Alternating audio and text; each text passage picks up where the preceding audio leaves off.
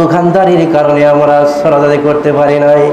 দোকানদারি ঝামেলা দেখায় মানুষ অনেক আছে, অনেক আমরা আছি দোকানদারি ঝামেলায়, আমরা সালাত আদায় করতে পারি নাই। রাসূলুল্লাহ সাল্লাল্লাহু আলাইহি ওয়াসাল্লাম বলেন, দোকানদারের মধ্যে ব্যবসা হালাল করতে হবে। দোকানের মধ্যেও হালাল ব্যবসা আছে, দোকানের মধ্যেও হারাম ব্যবসা আছে। দোকানের মধ্যে হারাম ব্যবসাটা কি? বিড়ির ব্যবসা করা হারাম, সিগারেটের ব্যবসা করা হারাম, জর্দার ব্যবসা করা হারাম, কিভাবে ব্যবসা করা হারাম? রাসূলুল্লাহ সাল্লাল্লাহু আলাইহি সাল্লাম নেশাদার জাতীয় দ্রব্যকে ব্যবসা করা হালাল নয়, হারাম। তাহলে দোকানদারির বিড়ি ব্যবসা করা হারাম, দোকানদারের সিগারেট ব্যবসা করা হারাম। ব্যবসার মধ্যেও হালাল আছে, ব্যবসার মধ্যেও হারাম আছে। যদি কোনো ব্যক্তি বলে বিড়ি না বেচতে পারলে ব্যবসা হবে না, সিগারেট না বেচলে ব্যবসা হবে না, তাহলে তার আল্লাহর প্রতি তার ঈমান নাই, তার প্রতি আল্লাহর প্রতি ঈমান নাই। এই জন্য কোরআন কারীমে আল্লাহ তাআলা বলেন যে নেশাদার দ্রব্য থেকে তোমরা দূরে থাকো। নবী সাল্লাল্লাহু আলাইহি ওয়াসাল্লাম বলেন, ব্যবসা করা হালাল পন্থায়।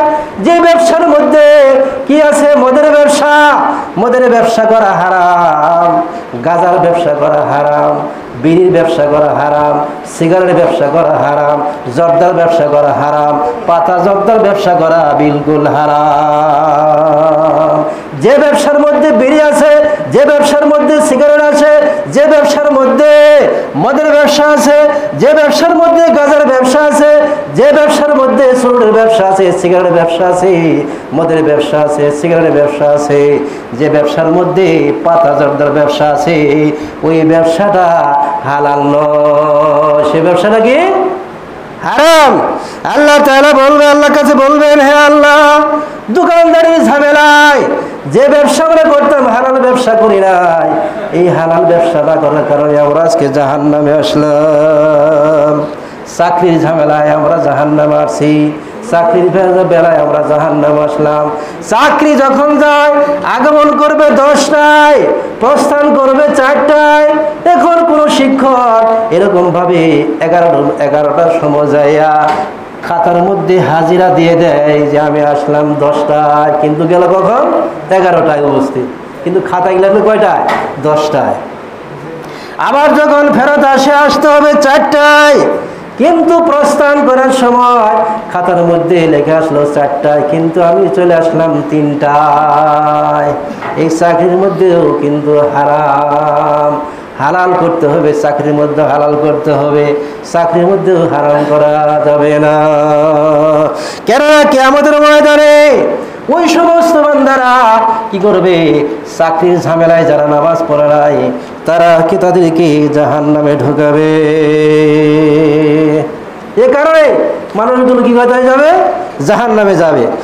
এরপরে মানুষ কেন জাহান্নামে যাবে?